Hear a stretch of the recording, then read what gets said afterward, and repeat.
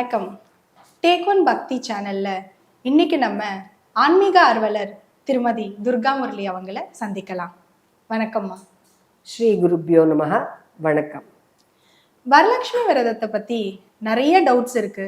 எப்படி பண்ணணும், என்னெல்லாம் பண்ணணும்னு அதெல்லாம் இன்னைக்கு நீங்க தான் தீர்த்து தரணும். கண்டிப்பா எனக்கு தெரிஞ்ச தகவல்களை உங்களோட ஷேர் பண்ணிக்கிறேன். எல்லா பூஜைக்குமே ஒரு ஸ்டோரி இருக்கு. அந்த மாதிரி வரலட்சுமி விரதத்துக்கு என்ன ஸ்டோரி இருக்குன்னு சொல்ல முடியுங்களா? Very nice. அதாவது ஒரு சமயம் கைலாசத்தில் சிவனும் பார்வதியும் சொக்கட்டான்கிற ஒரு கேம் விளையாடிட்டு இருந்தாங்க. அது நம்ம தாயக்கட்டை மாதிரின்னு வச்சுக்கலாம். அந்த கேம் முடிகிற தருவாயில் பார்வதி தேவி ரொம்ப ஆர்வமாக நான் தான் ஜெயித்தேன் அப்படின்னு கூச்சலிடுறாங்க. அதுக்கு உடனே சிவன் இல்லை நான் தான் ஜெயித்தேன் அப்படிங்கிறார். ரெண்டு பேரும் இப்படியே ஒரு இதில் போயிட்டே இருக்கிறச்சே மத்தியஸ்தம் பண்ணுறதுக்கு யாருன்னா ஒருத்தர் வேணும் இல்லையா? அங்கே இருக்கிற தேவகணங்களில் சித்திரநேமின்னு ஒருத்தர் இருக்கார். அவரை கூப்பிட்டாங்க. அவர் பார்த்துட்டு இல்லை சிவன் தான் ஜெயிச்சாரு அப்படின்ன உடனே பார்வதி தேவிக்கு ரொம்ப கோபம் வந்துடுது. நீ இந்த மாதிரி நீ சிவனுக்கு சொல்லிட்ட, அதனால நீ குஷ்டரோகியாக கடவுது அப்படின்னு சாபம் கொடுத்துட்றான். இதை பார்த்து சிவனுக்கு ரொம்ப கஷ்டமாயிடுறது. பார்வதி தேவி கிட்ட கேட்குறாரு, சொல்கிறாரு, மா அந்த சித்திரநேமி எப்போவுமே உண்மையே பேசுவான், அவன் பொய்யே சொல்ல மாட்டான். ஆனால் அவனுக்கு போய் இந்த மாதிரி ஒரு சாபம் கொடுத்துட்டியேம்மா, இதுலேருந்து எதுனா இந்த சாபத்துலேருந்து விமோச்சனம் எதுனோ ஒன்று இருக்கணும் இல்லையா, அதை கொஞ்சம் சொல்லேம்மா அப்படின்னு சொல்லி கேட்குறாரு. உடனே அதுக்கு பார்வதி தேவியும் அங்கே இருக்கிற தடாகத்தில் எப்போ பெண்கள் தேவலோகத்தில் இருக்கிற பெண்கள் வரலட்சுமி விரதத்தை அனுஷ்டிக்கிறாங்களோ அதை எப்போ நீ பார்க்குறியோ, அதாவது எப்போ இந்த சித்திரநேமி பார்க்குறாரோ அப்போ அவரோட இந்த சாபம் நிவர்த்தி ஆகும் அப்படின்னு சொல்கிறாரு. இதுக்காக இந்த சித்திரநேமி அந்த தடாகத்து வாசல்லையே உட்காந்து பார்த்துட்டே இருக்கார், எப்போ வரப்போறான்னு. அந்த நாளும் வந்தது. அவள் எல்லாரும் வந்தா, கையில் புஷ்பமும் அந்த தேங்காயும் பழங்களும் எல்லாத்தையும் எடுத்துட்டு வரா. ஆஹா, இவ ஏதோ பூஜை பண்ணதான் வரா அப்படின்னு இவருக்கு தெரிஞ்சிடுது. உடனே அவகிட்ட போய், என்னம்மா என்ன பூஜைமா பண்ண போறீங்க அப்படின்னோடனே, நாங்கள் எல்லாரும் சேர்ந்து வரலட்சுமி விரதத்தை அனுஷ்டிக்க போகிறோம் அப்படின்னோடனே, எங்கள் சித்திரநேமிக்கு பரமானந்தம், பண்ணுங்கோ அதுக்காக தான் நான் காத்துட்டுருக்கேன் அப்படிங்கிற. உடனே அங்கேயே உட்காந்து அவள் பண்ணுற பூஜையெல்லாம் பார்த்த உடனேயே அவரோட சாபம் நீங்கி அவரோட தங்க நிறத்தில் இருப்பார் அவர் ஆக்சுவலாக. ஸோ அந்த தங்க நிறம் அவருக்கு மறுபடியும் கிடைச்சிடுறது. இதனால் அவர் ரொம்ப சந்தோஷப்பட்டு இந்த வரலட்சுமி விரதத்தை அவரும் அந்த பூஜா விதானத்துலேருந்து எல்லாமே தெரிஞ்சுண்டு அவரும் பண்ணி எல்லாருக்கும் தானம் கொடுத்துட்டு திருப்பி கைலாசத்துக்கு போய் சிவன் பார்வதியை தரிசனம் பண்ணி, உங்களால் இந்த வரலட்சுமி நோன்பு பற்றின, அதாவது இந்த விரத மகிமை எனக்கு தெரிஞ்சது, உங்களுக்கு அநேக கோடி நமஸ்காரம் அப்படின்னு சொல்லி நமஸ்காரம் பண்ணி, அதுக்கப்புறம் வரலாற்றில் என்ன தெரியறதுன்னா, சௌராஷ்டிரா தேசத்தில் தான் இந்த வரலட்சுமி நோன்பு முதல்ல, அதாவது பூமியில் சௌராஷ்டிரா தேசத்தில் தான் இந்த வரலட்சுமி நோன்புங்கிற அந்த நோன்பு ஒரு பெண் முதல்ல கற்றுண்டு அதை பூஜை பண்ண துவங்கினாங்க அப்படின்னு நமக்கு ஒரு இன்ஃபர்மேஷன் கிடைச்சி. வரலட்சுமி நோன்பை பற்றின கதையை இப்போ தெரிஞ்சுக்கிட்டோம். இந்த விரதத்தோட மகிமை என்னம்மா, அதை பற்றி கொஞ்சம் சொல்கிறீங்களா? பத்ரஸ்ரவஸ்ங்கிற ஒரு மாமன்னன் பெரிய தேசத்தை ஆண்டு வந்தான். இவரோட மனைவி சரஸ் சந்திரிகா. இவங்களுக்கு ஒரே ஒரு பொண்ணு, ஷியாமபாலான்னு பேர். அவளையும் ஒரு பெரிய சக்கரவர்த்திக்கு இவ மணமுடிச்சு வச்சுட்டான். அவள் அந்த தேசத்துக்கு போய் அங்கே நல்லபடியாக அவள் அந்த குடுத்தனம் பண்ணிட்டு இருந்தாள். இப்போ இவா ரெண்டு பேரும் இந்த இடத்துல இவாளோட அரண்மனையில் உட்காந்துட்டு அந்த மனம் முடிச்சு கொடுத்த சந்தோஷத்தோடு இவா ரெண்டு பேரும் இருந்துட்டு இருந்தா. அப்போ ஒரு நாள் ஒரு வயதான சுமங்கலி, அது யாருன்னா லக்ஷ்மி தேவி, அவள் வயதான சுமங்கலி போல வேடம் போட்டுண்டு இந்த சரஸ் சந்திரிகாவோட அரண்மனைக்குள்ளே வரா. இந்த வரலட்சுமி விரதத்தை பற்றி இந்த சரஸ்சந்திரிகா கிட்ட சொல்கிறான். இந்த விரதத்தை பற்றி எல்லாத்தையும் கேட்டுக்கிறான் சரஸ்சந்திரிகா. ஆனால் வந்தவ மகாலட்சுமின்னு அவளுக்கு தெரியல. வயசான பெண்மணி ஏதோ யாச்சகம் கேட்டு நம்மக்கிட்ட வந்திருக்கா அப்படின்னு சொல்லிட்டு கோபத்தில் இவன் என்ன பண்ணிட்டான்னா அவளை ஒரே அரைஞ்சு வெளியில் தள்ளிவிட்டான். உடனே லக்ஷ்மி தேவியும் மனமுடைஞ்சு வெளியில் அப்படியே போயிட்டே இருக்கான். கொஞ்சம் தூரம் போன உடனே அந்த ஷியாமபாலாவோட இடம் வருது. அந்த ஒரு குட்டியாக ஒரு அரண்மனை அங்கே வருது. அங்கே வந்த உடனே ஷியாமபாலா வந்து இவளை பார்க்குறான். உடனே அவளை கூப்பிட்டு உள்ளே உட்கார வச்சு எல்லாம் உபச்சாரம் எல்லாம் பண்ணின உடனே அதில் இந்த வயதான பெண்மணியான இந்த லக்ஷ்மி தேவி சந்தோஷம் அடைகிறாள். உடனே அவளுக்கு வந்து இந்த வரலட்சுமி விரதத்தை பற்றி எல்லாத்தையும் சொல்கிறாள். இந்த மாதிரிலாம் அனுஷ்டானம் பண்ணணும், இதெல்லாம் பண்ணணும், எல்லாத்தையும் சொல்கிறான். சொன்ன உடனே அது எல்லாத்தையும் அவன் கேட்டுண்டு பக்தி ஸ்ரத்தையோட அந்த வரலட்சுமி நோன்பை அவள் பண்ணுறான். இந்த பக்கம் இந்த மகாலட்சுமி வெளியில் போனோடனே என்ன ஆகும்? எல்லாமே செல்வம் எல்லாம் போயிடுறது, ஒன்றுமே இல்லை. அப்படியே வறுமைன்னா அவ்வளோ வறுமையில் இருக்கா இந்த ராஜாவும் ராணியும். இந்த ஷியாமபாலாவுக்கு இதை பற்றி தெரிய வருது. இந்த மாதிரி அம்மா அப்பா ரொம்ப கஷ்டப்பட்டுருக்கா அப்படி. உடனே இவன் என்ன பண்ணுறான், இவளுக்கு தான் இப்போ நிறைய பைசா வந்துடுது இல்லையா, நிறைய தங்கமும் வைரமும் எல்லாமே கொட்டி கிடக்கு. உடனே அவன் என்ன பண்ணுறான், ஒரு பெரிய குடத்தை எடுக்கிறான். அந்த குடத்துல நிறைய தங்க காசை போட்டு இந்த அரண்மனைக்கு அனுப்புகிறான், பிறந்தாத்துக்கு அனுப்புகிறான். அனுப்பின உடனே ஆஹா தங்க இது வந்துடுத்து, நம்ம எல்லாம் நல்லா இருப்போம்னு இவ சரச்சந்திரிகா அந்த குடத்தை அப்படி தொட்டது தான் தாமதம், மொத்தமும் கரியாயிடுறது. ஐயோ என்ன அபச்சாரம் இது, இந்த மாதிரி இவ அமிச்சா மொத்தமும் கரியா போயிடுத்தே, எதனாலேன்னு தெரியலையே அப்படின்னு திருப்பி வருத்தமாக திருப்பி 2 பேரும் உட்காந்துடுறான். என்ன நம்ம இப்போ அமிச்சோம், இதை பற்றி ஒன்றுமே சொல்லி அனுப்பலையே அப்படின்னு ஷியாமபாலா அங்கே வரா. வந்து என்னம்மா இப்படி கொடுத்து அமிச்சேனேம்மா, நீ என்ன இன்னும் இப்படியே இருக்கே? இல்லைம்மா நான் தொட்டேன் மொத்தமும் கரியாயிடுத்து அப்படிங்கிற. ஐயோ இது என்ன ஏதோ அபச்சாரம்தான், அதனால் நான் பண்ண அந்த வரலட்சுமி விரதத்தை நீயும் பண்ணுமா, அப்போ உனக்கும் எல்லா செலவும் கிடைக்கும் அப்படின்னு. இதை தெரிஞ்சுட்டு அவளும் கொஞ்சமாக, அதாவது அவளுக்கு சக்திக்கு தகுந்த மாதிரி இந்த வரலட்சுமி நோன்பை எடுத்துட்டு உட்காந்து அந்த வரலட்சுமி நோன்பை பண்ணுறான். அந்த வரலட்சுமி நோன்பை பண்ண பண்ண பண்ண பண்ண வருஷத்துக்கு வருஷம் மாதத்துக்கு மாதம் பண்ண என்ன ஆகுதுன்னாக்கா நிறைய செல்வங்கள், அவள் இழந்த செல்வங்கள் எல்லாம் அந்த ராஜாக்கும் ராணிக்கும் கிடைச்சி எல்லாரும் சுபீக்ஷமாக சந்தோஷமாக இருக்கா. அதாவது இந்த வரலட்சுமி விரதம் பண்ணினாக்க செல்வங்கள் பெருகும் அப்படிங்கிறது தான் இதோட ஐதீகம். ரொம்ப நல்லா சொன்னீங்கம்மா. இந்த பூஜையை எந்த மாசத்துல பண்ணணுமா?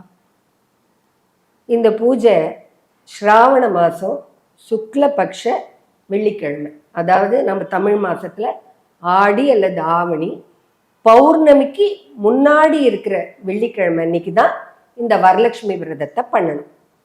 இந்த பூஜைக்கு இம்பார்ட்டன்ட் பார்த்தீங்கன்னா கலசம். அந்த கலசத்தை எப்படி வைக்கணும், பூஜைக்கு முன்னாடி என்ன பண்ணணுமா? பொதுவாகவே பூஜை பண்ணணும்னாக்கா எந்த ஒரு பூஜையாக இருந்தாலுமே வீட்டை முதல்ல சுத்தம் பண்ணணும். நல்லபடியாக வாசலில் செம்மண் கோலமிட்டு வீட்டை அழகாக மலர்களால் அலங்காரம் பண்ணணும் வீட்டை. அதுக்கப்புறமா இந்த கலசம், வரலட்சுமி பூஜைக்கு இந்த கலசம் தான் ரொம்ப இம்பார்ட்டண்ட். இந்த கலசம் வந்து அவாவா சக்திக்கு தகுந்த மாதிரி தங்கத்தில் இருக்கலாம், வெள்ளியில் இருக்கலாம், செம்புலையும் இருக்கலாம். அந்த கலசத்தை அந்த ஒரு பானை மாதிரி இருக்கிற அந்த கலசத்தை முதல்ல எடுத்துக்கணும். எடுத்துட்டு அதை நம்ம முதல்ல சுத்தம் பண்ணி வச்சுக்கணும். அதுக்கப்புறமா அதுக்குள்ளே அரிசி, எலுமிச்சம்பழம், ட்ரை ஃப்ரூட்ஸு, வெத்தலைப்பாக்கு, மஞ்சள், அதுக்கப்புறமா தங்கம், வைரம், வைடூரியம் என்னெல்லாம் இருக்கும் எல்லாம் அதுக்குள்ளே போட்டு முதல்ல வச்சுக்கணும். அதுக்கப்புறமா ஒரு நல்ல தேங்காய், கடையிலேருந்து நல்ல தேங்காயாக பார்த்து வாங்கின்னு வந்து அதுக்கு மஞ்சள் தடவி குங்குமம் இட்டு இந்த கலசத்துக்கு மேலே வைக்கணும். அது வைக்கிறப்போ எப்படி வைக்கணும்னா மாவில் அதை வந்து இப்படி இது மாதிரி பூ மாதிரி அந்த மாவிலையே இப்படி வைக்கணும். அதுக்கு நடுவில் அந்த தேங்காய் வைக்கணும். இப்போ மாவில் கிடைக்கல சில சமயத்துலன்னா வெத்தலையை வைக்கலாம். வெத்தலையை வச்சு அது மேலே இந்த தேங்காயை வைக்கணும். அப்புறம் அந்த தேங்காயோட நுனி இருக்கு இல்லையா, நுனி பாகம், அதில் வந்து இந்த அம்மனோட அந்த முகத்தை சில பேர் வைப்பாங்க. அந்த அம்மனோட முகத்தை அந்த தேங்காயோட அந்த நுனியில் அந்த அம்மனோட முகத்தை வச்சுக்கிட்டு எல்லாம் நிறைய பூக்கள், நகைகள் என்னெல்லாம் உண்டோ நம்ம எப்படி அழகாக அலங்காரம் பண்ணிக்கிறோம் அந்த மாதிரி அம்பாளாக பாவித்து அந்த கலசத்தை நம்ம அலங்காரம் பண்ணோம். சில வீடுகளில் என்ன பண்ணுறாங்கன்னாக்க இந்த கலசம் இருக்கு இல்லையா, அதுலேயே அம்பாளோட மூஞ்சியை ட்ரா பண்ணுறாங்க. அதாவது கண், மூக்கு, வாய், நெத்தி சுட்டி எல்லாமே அழகாக அப்படியே ட்ரா பண்ணி, ஆனால் தேங்காயெல்லாம் வைப்பாங்க, மேலே தேங்காய் கட்டாயமாக வைக்கணும்.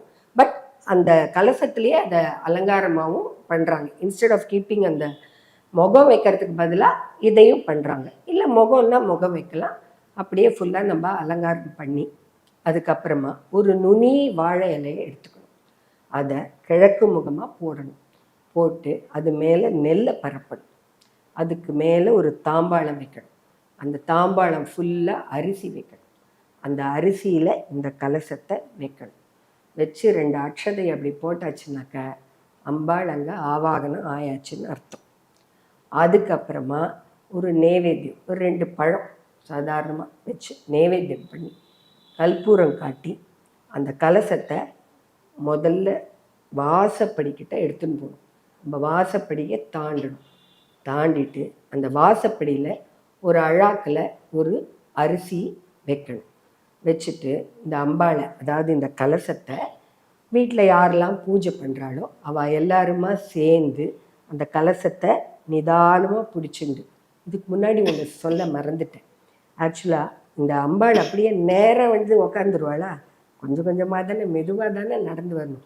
இப்போது நம்ம கோகுலாஷ்டமிக்கு இந்த பாதங்கள்லாம் போடுறோம் இல்லையா, அந்த மாதிரி அம்பாளுக்கு தகுந்த மாதிரி ஒரு சின்ன சின்ன பாதம் அப்படியே 2 பாதமாக அப்படி போட்டு கரெக்டாக அந்த அந்த நுனி வாழை இலை இருக்கு இல்லையா, அது வரைக்கும் அந்த பாதத்தை போட்டு வச்சிடணும்.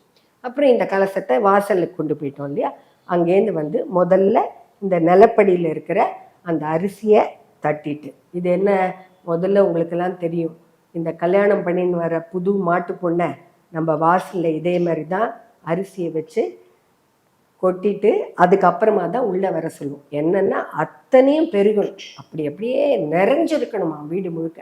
அந்த மாதிரி அம்பாளையும் அதே மாதிரி பண்ணி பாக்யாத லக்ஷ்மி பாரம்மா இந்த மாதிரி ஒரு பாட்டு, இல்லைன்னா லக்ஷ்மி ராவே மாயின்டிக்கு, இந்த மாதிரி நல்ல நல்ல பாட்டெல்லாம் போட்டுக்கு அதை அப்படியே மெதுவாக அம்பாள் அழகாக அழிச்சுன்னு வந்து திருப்பி அந்த தாம்பாளத்து மேலே வச்சு அக்ஷதையை போட்டு நமஸ்காரம் பண்ணணும். ஓகே, இப்போ கலசம் வச்சாச்சு. இந்த பூஜைக்கு என்ன மலர் யூஸ் பண்றது விசேஷம்னு சொல்லுங்கம்மா. பூஜையை ஆரம்பிக்கிறதுக்கு முன்னாடி ஃபஸ்ட்டு நம்ம கணபதி பூஜை பண்ணணும். எது ஒன்றும் நல்லபடியாக எந்த ஒரு விக்னமும் இல்லாமல் நடக்கணும்னா நம்ம கணபதியை தியானம் பண்ணணும். இதுக்கு சின்னதாக ஒரு கணபதி விக்கிரகம் இருந்தால் அதை வச்சு பூஜை பண்ணலாம். அப்படி விக்கிரகம் இல்லாதவா மஞ்சப்பொடியை சின்ன ஒரு ஸ்மால் இது மாதிரி உங்களுக்கு எல்லோரும் பார்த்துருப்பீங்க, உங்கள் எல்லாருக்குமே தெரியும்.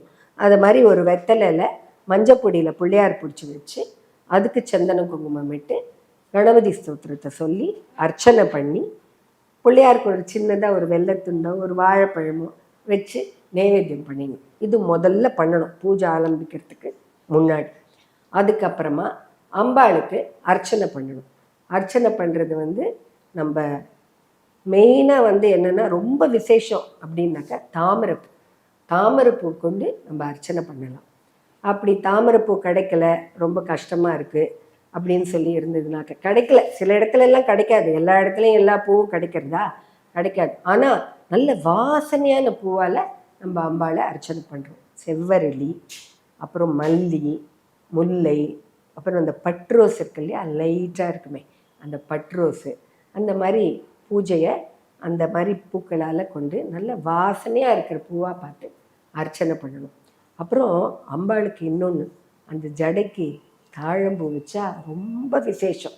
அதுவும் எங்கேயானும் கிடச்சிதுன்னா அன்றைக்கி ஒரு நாள் விலையை பார்க்காம கொஞ்சம் அம்பாளுக்கு வச்சுருங்க.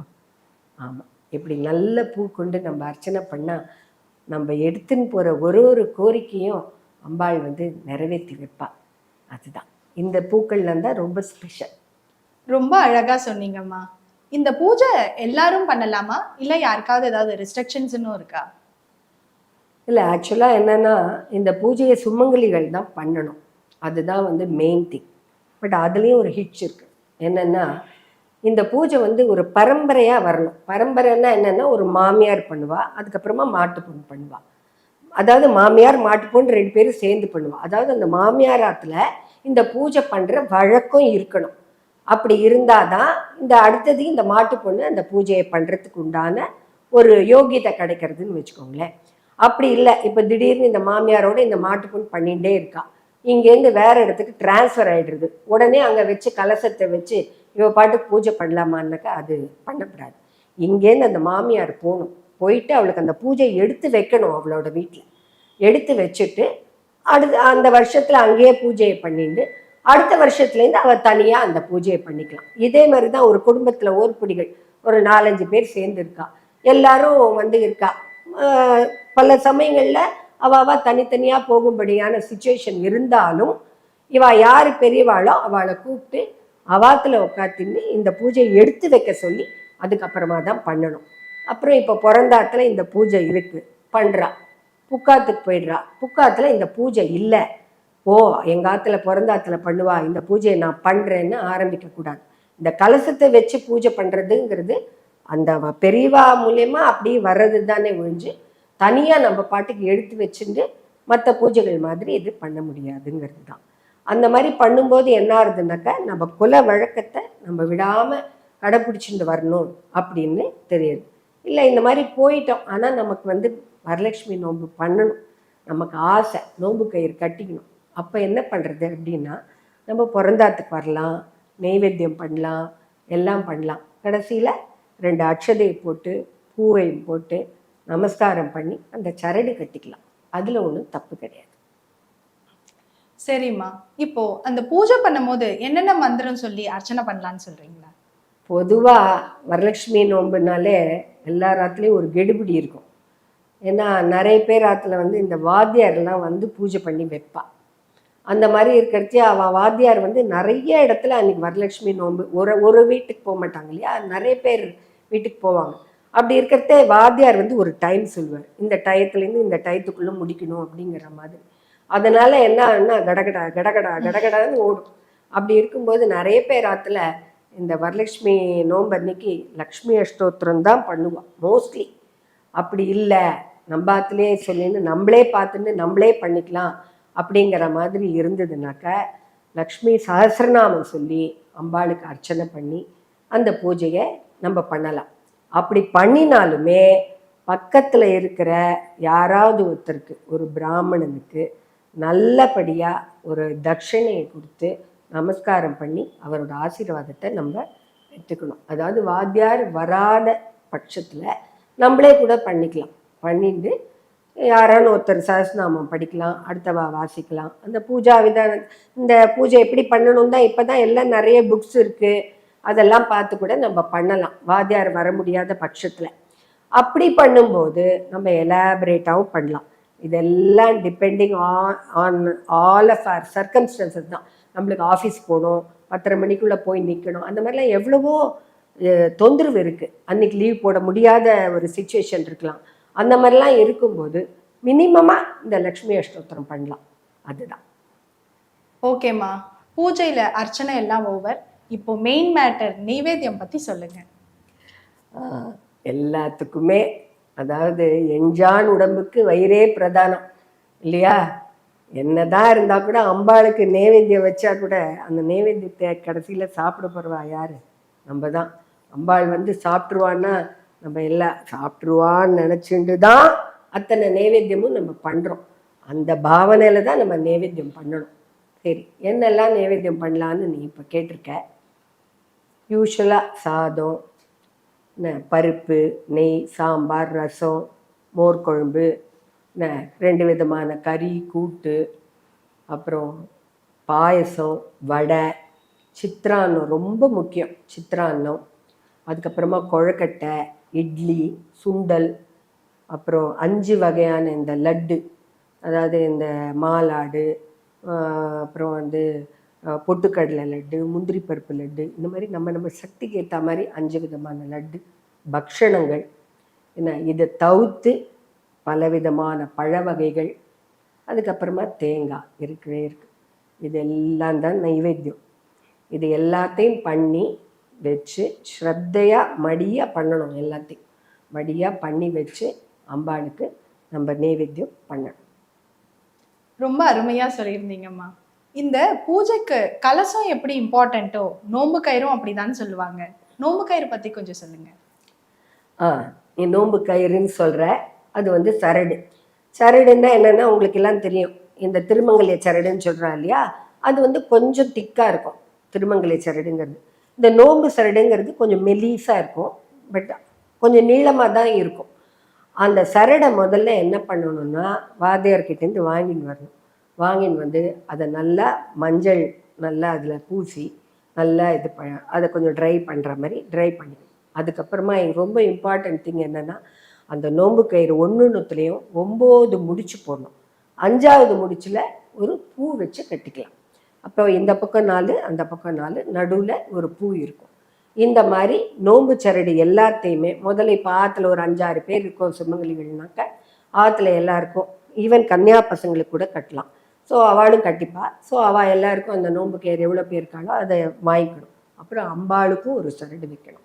அதுக்கப்புறமா யாருன்னா வெத்தலை பாக்கு வாங்கிக்க வரான்னா அவளுக்கும் அந்த சரடை வச்சு நம்ம கொடுக்கலாம். அதனால் இந்த நோன்பு சரடை இந்த மாதிரி வாங்கி எல்லாத்தையும் ப்ரிப்பேர் பண்ணி வச்சுட்டு இது எல்லாத்தையுமே ஃபஸ்ட்டு அந்த கலசத்து மேலே வச்சிடணும். நம்ம பூஜை பண்ணுறோம் இல்லையா, அதுக்கு முன்னாடியே அந்த கலசத்து மேலே முதல்ல வச்சிடணும். அதுக்கப்புறமா இந்த பூஜையெல்லாம் முடிஞ்சப்புறமா இந்த சரடுக்குன்னு தனியாக பூஜை இருக்குது. இந்த வரலட்சுமி நோன்பு அந்த பூஜை அந்த புஸ்தகத்தில் பார்த்தீங்கன்னாலே உங்கள் எல்லாருக்கும் தெரியும். இந்த சரடுக்கு அப்படின்னு தனி பூஜை, தோர பூஜான்னு. தோரன்னா சரடு, சரடுக்கு தனியாக ஒரு பூஜை இருக்குது. அந்த பூஜையை பண்ணி அதுக்கும் ஒரு நைவேத்தியம் ஸ்மால் ஏதோ ஒரு சின்னதாக ஒரு பழம் வச்சு நைவேத்தியம் பண்ணால் கூட நைவேத்தியம் பண்ணிவிட்டு ஒரு கற்பூரத்தையும் காட்டிட்டு அதுக்கப்புறமா மெயின் இம்பார்ட்டன்ட் திங் வடக்கு பக்கமாக பார்த்து உக்காந்துக்கணும். உட்காந்துட்டு ஒரு தட்டில் வெத்தலை பாக்கு மஞ்சள் அதுக்கப்புறமா தேங்காய் ஒரு பழம் எல்லாத்தையும் ஒரு தட்டில் வச்சு அந்த தட்டை அந்த சுமங்கலிக்கிட்ட கொடுக்கணும். அந்த சுமங்கலி வாங்கி அந்த தட்டை இப்படி வச்சுட்டான்னாக்க இன்னொரு சுமங்கலி என்ன பண்ணணும், அந்த ஒரு அந்த நோன்பு சரடை எடுத்து அவளோட வலது கையில் கட்டணும். இதுதான் வலது கையில் அந்த நோன்பு சரடை கட்டி விடணும். இவா கட்டி முடித்தோடனே அடுத்தவாகிட்ட கொடுத்து அடுத்தவா அப்படியே மாற்றி மாற்றி ஒருத்தர் இந்த நோன்பு சரடை அந்த வெத்தலை பாக்கு தட்டோட அந்த மஞ்சள் குங்குமம் அந்த தட்டோடு வச்சு அதை கட்டிக்கணும். இந்த கட்டிக்கிறதுங்கிறது ரொம்ப ரொம்ப மிக உசந்த ஒரு என்ன சொல்கிறது, அது ஒரு ரக்ஷ மாதிரி நமக்கு அந்த நோன்பு சரடு. அது வந்து எல்லாருமே அதை கட்டிக்கலாம். ஆக்சுவலாக அங்கே ஆற்றுல யாருன்னா கன்னியா பசங்க இருந்தால் கூட அவளுக்கு கூட அந்த நோன்பு சரடை கட்டி விடலாம். சில ஆற்றுல புருஷ குழந்தைகள் கூட சின்ன குழந்தைகள் எனக்கும் கட்டிவிடுன்னு அடம் பிடிக்கும். தப்பே இல்லை, அவளும் பாலா தான், அவளுக்கும் கட்டி விடலாம். அதனால் இந்த நோன்பு சரடு ரொம்ப இம்பார்ட்டண்ட்டு. அதுக்கு இந்த மாதிரி பூஜை பண்ணி தான் அதை நம்ம கட்டிக்கணும். சரடை பற்றின விசேஷங்களை சொன்னீங்க. அன்னைக்கு வீட்டுக்கு வர சுமங்கலிகளுக்கு தாம்பூலமாக கொடுக்க வேண்டிய ஐட்டம்ஸ் என்னென்னு சொல்கிறீங்களா? தாம்பூலம்னாலே அதில் என்ன வேணால் வைக்கலாம். அதாவது நம்ம மனசுக்கு என்ன திருப்தியோ, நம்மளுக்கு என்ன பிரீத்தியோ, நம்மளுக்கு என்ன சக்தியோ அது வைக்கலாம். பட் மினிமம் ஒரு வெத்தலை பாக்கு, பழம், பூ, தேங்காய் இது வச்சு மினிமம் ஒரு 5 சுமங்கலிக்காலும் அன்றைக்கி ஆற்று கூட்டு கொடுக்கணும். அடுத்து நவராத்திரி பின்னாடியே வருது. ஸோ இதெல்லாம் வந்து அதாவது அந்த காலத்தில் பெரியவாள்லாம் ஒரு பூஜைன்னு வச்சுருக்காருனாக்கா அது என்னென்னா இது முன்னாடி ஃபஸ்ட்டு இது ப்ரிலிமினரி மாதிரி இந்த வரலட்சுமி நோம்பு. ஸோ அது மினிமம் ஒரு 5 பேரையானு கூப்பிட்டு எல்லாருக்கும் ஒரு வெத்தலை பாக்கு கொடுக்கணும். அது முக்கியம். இந்த வெத்தலை பாக்கில் இதை தவிர்த்து என்னெல்லாம் கொடுக்கலான்னு கேட்குறீங்களா? வஸ்திரம் வச்சு கொடுக்கலாம், அதாவது புடவை ரவிக்க வச்சு கொடுக்கலாம். அப்படி இல்லையா எதனா ஒரு வெள்ளியில் கூட ஒரு சின்னதாக ஒரு விளக்கு இல்லை அகல் மாதிரி இப்போ தான் ஏராளமாக கிடைக்கிறதே வெளியில். அந்த மாதிரி உங்களுக்கு சக்தி இருந்தால் கொடுக்கணுங்கிறது கட்டாயம் கிடையாது.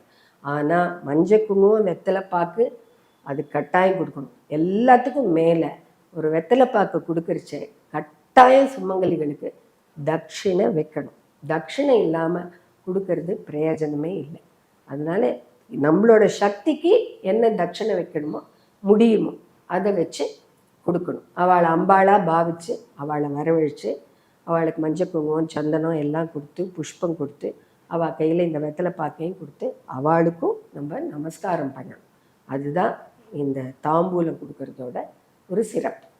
அடுத்தது எனக்கு ஒரு சின்ன சந்தேகம்மா, கர்ப்பிணி பெண்கள் இந்த பூஜையை பண்ணலாமா? பொதுவாக பழங்காலத்துலேருந்து இந்த கர்ப்பிணி பெண்கள் இந்த பூஜையை செய்ய வேண்டாம்னு தான் ஒரு கருத்து இருந்துருக்கு. ஆனால் சில பேர் என்ன சொல்கிறான்னா 5ஆம் மாதம் வரைக்கும் பண்ணலாம், அதுக்கப்புறமா பண்ண வேண்டாம், அதுக்கப்புறமா அந்த தீட்டு காலம் மாதிரி அவள் கன்சிடர் பண்ணுறான் அப்படின்னு சொல்கிறான். ஆனால் என்னன்னாக்க இந்த கர்ப்பிணி பெண்கள் ஏன் இந்த பூஜையை பண்ண வேண்டாம், கொஞ்சம் நெக்ஸ்ட் இயர்லேருந்து பண்ணிக்கலாம் குழந்தையோட அப்படிங்கிறதுக்கு இன்னொரு காரணமும் இருக்கிறதா எனக்கு தோன்றுறது. அதாவது என்னன்னாக்கா இந்த பூஜையை முதல்ல அவள் விரதம் இருக்கணும், அதுக்கப்புறமா கார்த்தால் எழுந்து இத்தனையும் அவள் பண்ணணும். இந்த நெய்வேத்தியம், இந்த டெக்கரேட் பண்ணுறது, இந்த கலச வைக்க, இது எல்லாமே அவள் பண்ணணும். அதெல்லாமே கொஞ்சம் ஸ்ட்ரெயின் தான். எல்லாருக்குமே தனியாக ஒருத்தர் பண்ணணும்னாக்கா இது ஸ்ட்ரெயின் தான். அந்த மாதிரி கர்ப்ப காலங்களில் அவ்வளோ தூரம் அவள் ஸ்ட்ரெயின் பண்ணி ரொம்ப பண்ணினாக்கா இட் மே ரிசல்ட் இன் அது கொஞ்சம் அவளுக்கு கொஞ்சம் அன்ஈஸியாக இருக்கும், சம் டிஸ்கம்ஃபர்ட்டும் வர்றதுக்கு சான்ஸ். இதெல்லாத்தையும் மனசில் வச்சுட்டு தான் பெரியவா அந்த கர்ப்பிணி பெண்கள் இந்த பூஜையை அனுஷ்டிக்க வேண்டாம் அப்படின்னு சொல்லியிருப்பாங்கிறது என்னோட கருத்து. அவ்வளோதான். இதுதான் என்னோட விளக்கமாக இருக்கும் உங்களோட இந்த கேள்விக்கு. ரொம்ப கிளியரா சொன்னீங்கம்மா. பூஜை முடிஞ்சதுக்கு அப்புறமா இப்ப கலசத்துல இருக்க பொருள் எல்லாம் என்ன செய்யலாம்னு சொல்லுங்க. வரலட்சுமி பூஜை அன்னைக்கு பூஜை முடிஞ்சிடுறது. அன்னைக்கு சாயங்காலம் எல்லாரையும் கூப்பிட்டு வெத்தலை பாக்கெல்லாம் கொடுத்துடுறோம். அப்புறமா நம்ம என்ன பண்ணலான்னா நிறைய பாட்டெல்லாம் சொல்லலாம். சில பேர் வீணை வாசிப்பா, சில பேர் வயலின் வாசிப்பா. அவள்லாம் அந்த மாதிரிலாம் கலைகள் எந்த குழந்தைகள்லாம் கற்றுன்னு இருக்கோ அதெல்லாம் அவள் பண்ணணும். அம்பாளுக்கு ஷோடசோபச்சாரம் பண்ணணும். அப்படி பண்ணினா ரொம்ப நல்லது. அம்பாள் அப்படியே குளிர்ந்து போயிடுவான். அதாச்சா அது பண்ணணும். ஈவன் டான்ஸ் தெரிஞ்சால் டான்ஸ் கூட பண்ணலாம், அதுவும் ஒரு கலை தானே. ஸோ அது முடிஞ்சப்புறமா என்ன பண்ணணும்னா நெக்ஸ்ட் டே புனர் பூஜை பண்ணணும். புனர் பூஜைங்கிறது என்னென்னா திருப்பி இதே மாதிரி இவ்வளோ எலாபரேட்டாக இல்லை, திருப்பி ஒரு அஷ்டோத்திரம் சொல்லி ஒரு பூஜை பண்ணி ஒரு நெய்வேத்தியம் பண்ணி அம்பாளோட அந்த இடத்துலேருந்து கொஞ்சம் அப்படி லேசாக அப்படி நகர்த்தி வைக்கணும். அம்பாளை நகர்த்தி வச்சுட்டா அது அந்த ஸ்தானத்துலேருந்து அவள் வந்துட்டா, தள்ளியாச்சு. தள்ளி வச்சுக்கிட்டோடனே அவளுக்கு ஸோ அதுக்கப்புறமா என்ன, அந்த கலசத்தை நம்ம எடுக்கணும். எடுத்துட்டு இது முக்கியமாக இந்த ராவுகால யமகண்டம் இல்லாமல் எடுக்கணும். எடுத்துட்டு அதில் இருக்கிற அந்த கலசத்துக்குள்ளே இருக்கிற பொருள் என்னெல்லாம் நம்ம போட்டோம், எலுமிச்சம்பழம் போட்டோம், அரிசி போட்டோம், ட்ரை ஃப்ரூட்ஸ் போட்டோம், வெத்தலைப்பாக்கு, மஞ்சள் இதெல்லாம் போட்டோம். அப்புறம் தங்கம், வைரம், வைடூரியம் இதெல்லாமும் போட்டோம். முதல்ல தேங்காய் எடுத்து முதல்ல தனியாக வச்சுடுவோம். அதுக்கப்புறமா அந்த பூவெல்லாம் இருக்கு இல்லையா, அந்த பூவெல்லாம் எதனா கொஞ்சம் வாடாமல் தான் இருக்கும் மோஸ்ட்லி. அதெல்லாம் கொஞ்சம் கட் பண்ணி நம்ம தலையிலேயே வச்சுட்டுலாம்.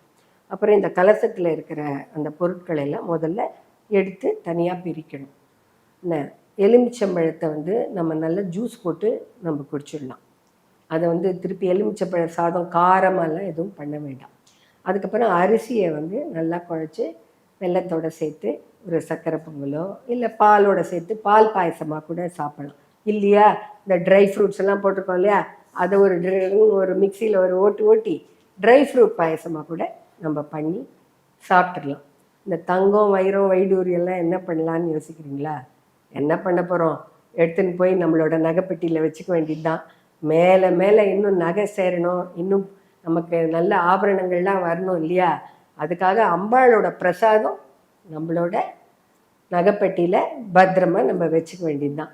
ஸோ கலசத்தில் இருக்கிற பொருள் எல்லாத்தையுமே நம்ம யூஸ் பண்ணியாச்சு. மிஞ்சி இருக்கிறது இந்த தேங்காய் ஒண்டி தான். இந்த தேங்காயும் அதே மாதிரி கட் பண்ணி நம்ம பூர்ணமாக வச்சு திருப்பி குழக்கட்டையே கூட பண்ணி சாப்பிட்லாம். அப்படி இல்லைன்னா பர்ஃபி மாதிரி பண்ணலாம். மோஸ்ட்லி ஸ்வீட்டாக பண்ணணும். அதுதான், அதை திருப்பி காரமாக எதனா பண்ணி அரைச்சி அதெல்லாம் பண்ணக்கூடாது. நல்லா ஸ்வீட்டாக பண்ணி நம்ம எல்லோரும் ஸ்வீட்டாக சந்தோஷமாக சாப்பிடணும். அடுத்து அந்த கலசத்துல வைக்கிற தேங்காய் சம்டைம்ஸ் அழுகி போறதுன்னு சொல்றாங்க. அப்படி இருந்தா அது பேட் லக்னு சொல்றாங்க. அது உண்மையான்னு சொல்லுங்க. இதில் என்ன குட் லக் பேட் லக் எனக்கு ஒன்றும் புரியல. ஆக்சுவலாக நான் முதல்லயே சொன்னேன், இந்த கலசத்தில் வைக்கிற தேங்காய் மாத்திரம் நம்ம நல்லா பார்த்து வாங்கணும். கடையில் போய் கேட்டாக்க முக்கால்வாசி கடையில் இந்த மாதிரி கலசத்துக்கு வைக்கணும் அப்படின்னாலே அவளே நல்ல தேங்காயை தான் கொடுப்பாள். நல்ல கருப்பாக இருக்கிற தேங்காயாக பார்த்து வாங்கணும். சில சமயம் இந்த வெள்ளையாக இருக்கிற தேங்காய் வந்து கொஞ்சம் நம்மளை ஏமாற்றிடும். அப்படியே இருந்தாலுமே கூட தேங்காய் வந்து அது நல்ல அந்த மாதிரி நல்ல தேங்காயாக வாங்கின்னு வந்து நம்ம கலசத்தில் வச்சு மறுநாள் நம்ம யூஸ் பண்ணிட போகிறோம். யூஸ்வலாக இந்த மாதிரி தேங்காயை வந்து வச்சாக்க ஒரு 10 days வரைக்கும் கூட நல்லா இருக்கும் சமயத்தில். ஆனால் அப்படியும் நம்ம வாங்கிட்டு வரோம், இத்தனை ஸ்ரத்தையாக இவ்வளோ பூஜை பண்ணியிருக்கோம், இருந்தாலும் அந்த தேங்காய் உடைக்கும் போது அழுகி போயிட்டு அழுகி இருக்குது. நம்ம பார்க்குறோம், நம்ம மனசெல்லாம் கொஞ்சம் ஒரு மாதிரி சங்கடமாக இருக்குது. என்னடா அது நம்ம பண்ண பூஜையில் எதனா குறையா, எதனா தப்பாக பண்ணிட்டோமா, என்ன பண்ணிட்டோம் தெரியலையே அம்மா அப்படின்னு நம்ம யார்கிட்ட போய் கேட்க முடியும்? நம்பாளண்ட தான் நம்ம கேட்கணும். ஆனால் இது வந்து அந்த மாதிரி கிடையாது. அந்த அந்த தேங்காயை எடுத்து வச்சுக்கிட்டு இதுக்கு ஒரு பரிகாரம் இல்லை, ஒரு நம்ம மனசு திருப்திக்கு வந்து நம்ம என்ன பண்ணோம்னாக்கா இன்னொரு தேங்காயை எடுத்து அதை உடைச்சி அம்பாள்கிட்ட வச்சு அதை அம்பாளுக்கு நைவேத்தியம் பண்ணி, நமஸ்தேஸ்து மகாமாயே ஸ்ரீபீட்டே சுரபூஜிதே சங்கச்சக்கர கதாஹஸ்தே மகாலட்சுமி நமோஸ்துதே நமோஸ்துதே நமோஸ்துதே அனந்த கோட்டி நமஸ்காரம்மா. என்ன தப்பு பண்ணியிருந்தாலும், என்னை அறியாமல் நான் என்ன தப்பு பண்ணியிருந்தாலும் மன்னித்து இந்த பிரசாதத்தை ஏற்றுண்டு என்னோட வீட்டில் சகல சௌபாகியங்களும் சர்வ மங்களமும் எங்களுக்கு கிடைக்கணும், அதுக்கு உன்னோட ஆசீர்வாதம் வேணுமா அப்படின்னு சொல்லி அங்கே அம்பாளண்டை வச்சு நமஸ்காரத்தை பண்ணி அந்த தேங்காயை எடுத்து நம்ம ஆஸ் யூஷுவல் பர்ஃபி பண்ணி சாப்பிட வேண்டியதுதான். அவ்வளோதான். இது வந்து அபசகுனம் அப்படிலாம் வந்து நம்ம சொல்ல முடியாது. ஏன்னா இப்போ சயின்டிஃபிக்காக மாம்பழத்தையே ஊசி வச்சு பழுக்க வைக்கிறாங்க. தேங்காயை என்ன பண்ணுவாங்களோ யாருக்கு தெரியும்? நம்ம நம்பி வாங்கிட்டு வரோம், நம்ம பூஜை நல்லா தான் பண்ணுறோம். அதனால் இது வந்து சும்மா ஒரு மனக்லேசத்துக்காக தான் இதெல்லாம். அது அந்த மனக்லேசமே நமக்கு இருக்கக்கூடாது. இருந்தாலும் இந்த மாதிரி ஒன்று பண்ணிட்டாக்கா நம்மளுக்கும் அது இருக்காது. அது அப்படியே ஓகே நம்ம இப்போ கரெக்டாக பண்ணிட்டோம் அப்படின்ட்டு ஒரு நமக்கே ஒரு சாந்தி இருக்கும். அதுக்காக தான் இதை பண்ண சொன்னேன். அவ்வளோதான். ரொம்ப வருஷமா ரொம்ப பேருக்கு இருக்கிற இந்த அழுகின தேங்காவை பத்தின டவுட்டை ரொம்ப அழகா கிளியர் பண்ணீங்க. இனி அடுத்த வாரம் வரப்போற வரலட்சுமி பூஜை பண்றவங்களுக்கு ரொம்ப ஹெல்ப்ஃபுல்லா இருக்கும். Thank you so much ma'am. இந்த அரிய வாய்ப்பினை வழங்கிய இந்த டேக் ஒன் பக்தி சேனலுக்கு என்னோட நன்றிகள். வணக்கம்.